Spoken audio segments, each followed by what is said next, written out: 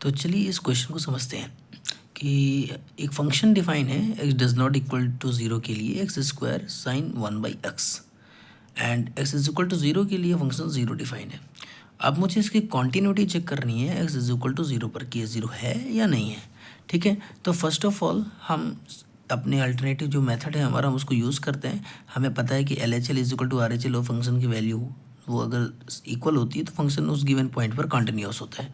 ठीक है, वीडियो पर लास्ट तक बने रहेंगे तो सारी बातें समझ में आ जाएंगी। ठीक है, सबसे पहले हम F0 की वैल्यू निकाल लेते हैं। F0 की वैल्यू हमें गिवन है कि ये 0 ही होगी, इस बात को याद रखेंगे, ये गिवन है। ठीक है, ओके। अब अगर आगे की बात समझाएं तो सर ये समझिए कि अगर लेफ्ट हैंड लिमिट की मैं बात करूं तो लेफ्ट हैंड लिमिट में लिमिट एक्सटेंडिंग टू 0 माइनस, ठीक है, अब 0 से कम के लिए अगर हम फंक्शन ले रहे हैं तो हमारा एक्स स्क्वायर साइन 1/x ही बनेगा। ओके, क्योंकि H does not equal to के लिए इसका मतलब यही हुआ लेस देन और ग्रेटर देन के लिए। सो इस फंक्शन को थोड़ा और अच्छे से समझने के लिए हम पुट कर देते हैं x is equal to 0 minus H. ठीक है, और जहाँ पर जो x है वो approachable to 0 minus and h always approachable to 0 है। ठीक है, अब ये वैल्यू अगर हम पुट कर देते हैं तो हमें LHL क्या मिलता है? LHL हमें मिलता है limit h tending to 0, x की जगह हमने 0 माइनस एच का होल स्क्वायर पुट किया and sine 1/1 minus H. Clear है? अब x की वैल्यू 0 माइनस एच।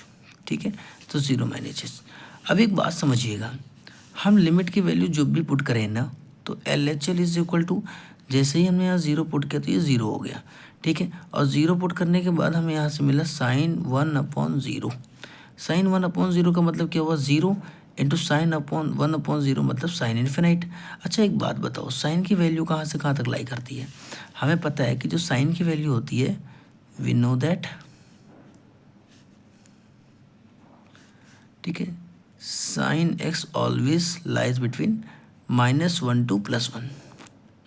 तो भाई अब इसकी वैल्यू कुछ भी रखें, इन्फिनाइट भी रख दें, ये लाई तो इसी वे करेगा ना, साइन का फंक्शन तो डिफाइन नहीं होता है, तो -1 और +1 के बीच में ही आएगा।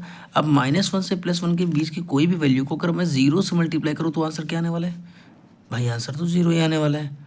ठीक है, 0 मल्टीप्लाइड विथ साइन इन्फिनिटी, और साइन इन्फिनिटी की वैल्यू कुछ भी हो हमें उससे लेना देना नहीं है, क्योंकि वो -1 और +1 के बीच में कुछ भी होगी और 0 से मल्टीप्लाई होकर हमें स्टिल 0 ही आंसर मिलने वाला है। तो LHL की वैल्यू हमारी 0 हो गई। सिमिलरली अगर मैं RHL की वैल्यू निकालूं तो RHL की वैल्यू भी कुछ ऐसे ही आने वाली है, limit h tending to 0। Clear है? और फंक्शन वही डिफाइन होगा हमारा, बस 0 प्लस हो जाएगा, 0 प्लस एच स्क्वायर। साइन की वैल्यू 1/0 प्लस एच हो जाने वाली है। फिर से वही बात आएगी कि सर इसको 0 कर दीजिए और इसको साइन 1/0, इसका मतलब है sine infinite, 0 into sine infinite. Sine infinite की वैल्यू फिर से -1 से +1 के बीच में लाई करने वाली है। क्लियर है? तो RHL की वैल्यू फिर से 0 इंटू, हम भाई 0 इंटू -1 से +1 इंक्लूड कर रहे हैं, इसको किसी से मल्टीप्लाई करें, RHL हमारा आने वाला तो 0 ही है ना, ये तो 0 ही आएगा।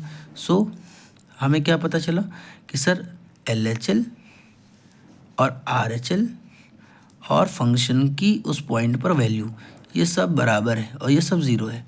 It means hence function is continuous at x is equal to 0। I hope कि आपको समझ में आ गया होगा अच्छे से। ठीक है, तो आप पूरा सॉल्यूशन भी देख सकते हैं। ठीक है।